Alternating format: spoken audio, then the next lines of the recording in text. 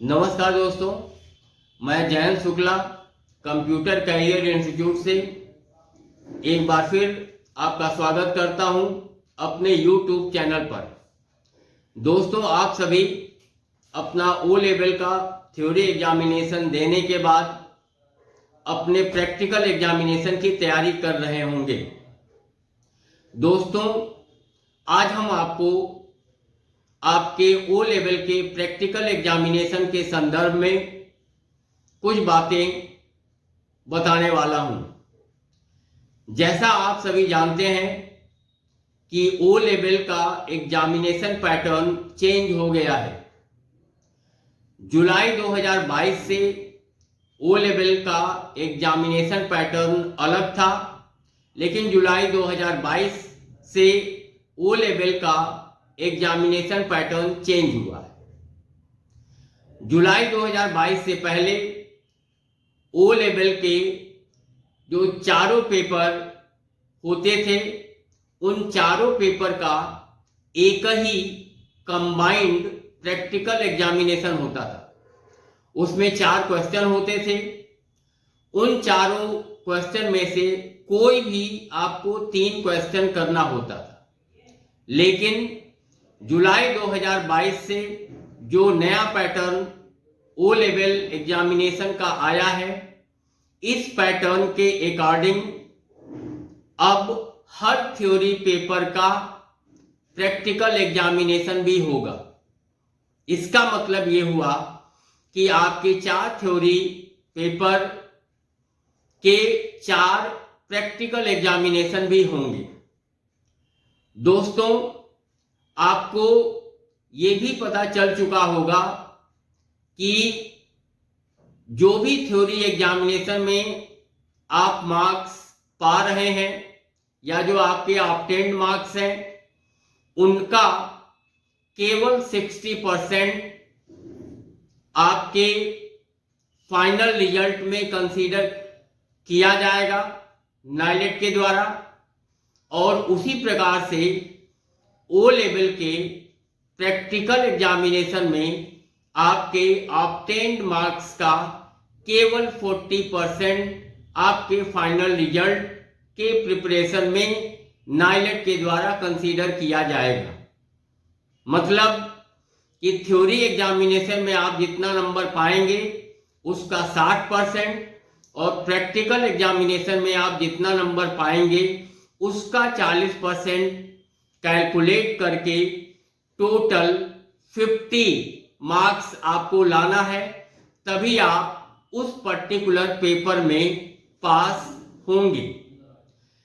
तो जैसा आप सभी जानते हैं, इसके पहले हम लोगों के कई सारे वीडियोस गए हैं और उसमें हमने थ्योरी पेपर का सॉल्यूशन आपको प्रोवाइड किया था।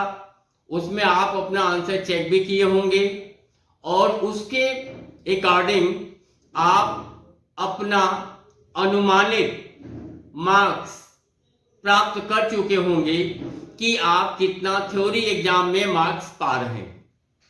उसके अकॉर्डिंग अब आपको इस बात को ध्यान में रखना है कि अब आपको प्रैक्टिकल में कितना मार्क्स पाना है, जिससे कि आप सक्सेसफुली अपने पेपर को क्वालिफाई कर लें।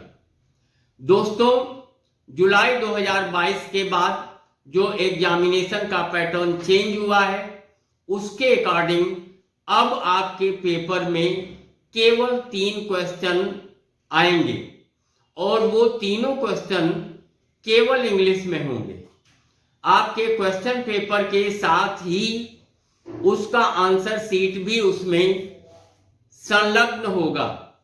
मतलब कि आपको जो क्वेश्चन पेपर मिलेगा उस क्वेश्चन पेपर में ही उसका आंसर शीट भी है, उसी में आपको आंसर लिखना भी है। अलग से आपको कोई कॉपी नहीं मिलेगी, उसी में आपको आंसर अपना लिखना है। अब आप अपना प्रैक्टिकल एग्जामिनेशन किस प्रकार दें जिससे आप अधिक से अधिक नंबर प्राप्त कर सकें, इसके बारे में हम आपको थोड़ी जानकारी देना चाहते हैं। जैसा आप सभी जानते हैं ये आपका प्रैक्टिकल एग्जामिनेशन है। तो बेसिकली आपको जो भी क्वेश्चन मिलेंगे उनको आपको कंप्यूटर पर रन कराना है। तो पहले आप अच्छे से अपना क्वेश्चन पढ़ें और उसको कंप्यूटर पर सॉल्व करें।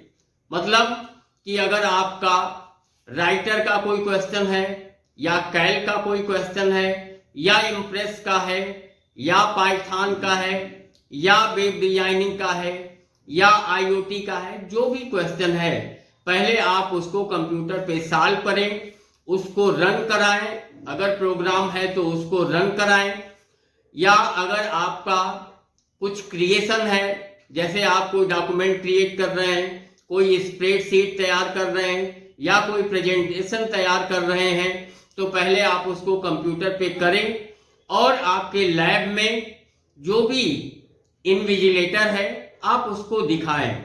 उसको दिखाने के बाद जो कुछ भी आपने कंप्यूटर पे किया उसको आप अपनी कॉपी में नोट करें, अपनी कॉपी में लिखें। अगर कोई ऐसा क्वेश्चन आपको नहीं समझ में आ रहा है, जिसका आंसर आपको नहीं मालूम है, या आप जिसको कंप्यूटर पर रन करा रहे हैं, कंप्यूटर पे सॉल्व कर रहे हैं, उसका सही आंसर आपको कंप्यूटर पे नहीं मिलता है, तो भी आप अपनी कॉपी को ब्लैंक ना छोड़ें।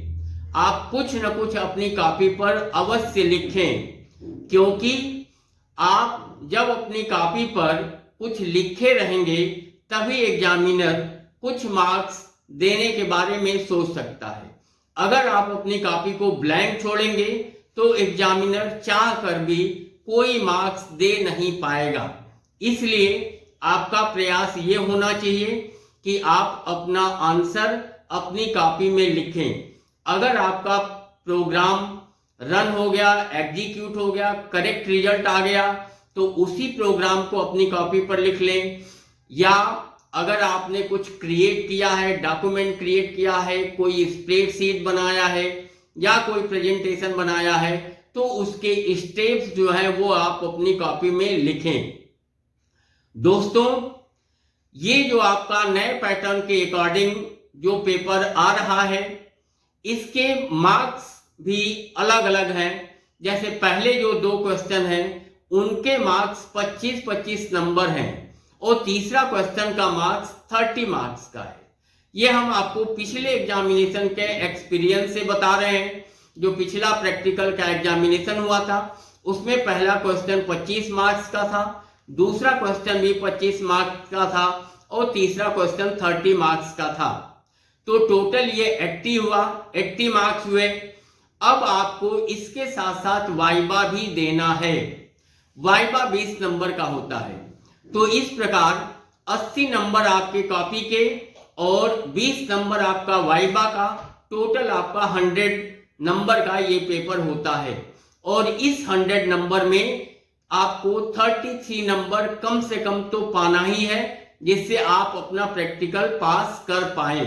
लेकिन टोटल मार्क्स का जो कैलकुलेशन है वो हम आपको बता चुके हैं। जो थ्योरी में आप नंबर पाएंगे उसका 60% कंसीडर किया जाएगा, जो प्रैक्टिकल में आप मार्क्स पाएंगे उसका 40% कंसीडर किया जाएगा, और इस प्रकार दोनों का मिलाकर आपको कम से कम 50 नंबर पाना है। तो आपको प्रयास ये करना है कि आपको प्रैक्टिकल में ज्यादा से ज्यादा नंबर मिले। अब दोस्तों, आपको एक बात और ध्यान रखना है कि आप जो प्रैक्टिकल एग्जामिनेशन दे रहे हैं उसका वाइवा जब आप देने जाएं तो आप धैर्य के साथ एग्जामिनर के पास जाएं। आप पूरे कॉन्फिडेंस के साथ उसका आंसर करें। जो भी क्वेश्चन आपसे एग्जामिनर पूछता है कॉन्फिडेंस के साथ उसका जवाब दें। अगर कोई क्वेश्चन का आंसर आपको नहीं आता है जो आपसे वाइवा में पूछा गया, तो आप विनम्रतापूर्वक एग्जामिनर को बता दें कि इस क्वेश्चन का आंसर आपको नहीं आ रहा है, एग्जामिनर आपसे कोई दूसरा क्वेश्चन पूछ सकता है। इसके साथ साथ आपको ये भी ध्यान देना है कि आप वाइवा में अच्छा करें, और जो भी आपको रिटर्न करना है, जो भी आपको कंप्यूटर में एग्जीक्यूट कराना है, रन कराना है, वो भी अच्छे तरीके से करें। तो दोस्तों, प्रैक्टिकल एग्जामिनेशन के संदर्भ में जो भी जानकारी थी वो जानकारी हम आपको यहाँ पर उपलब्ध कराने का प्रयास किए हैं।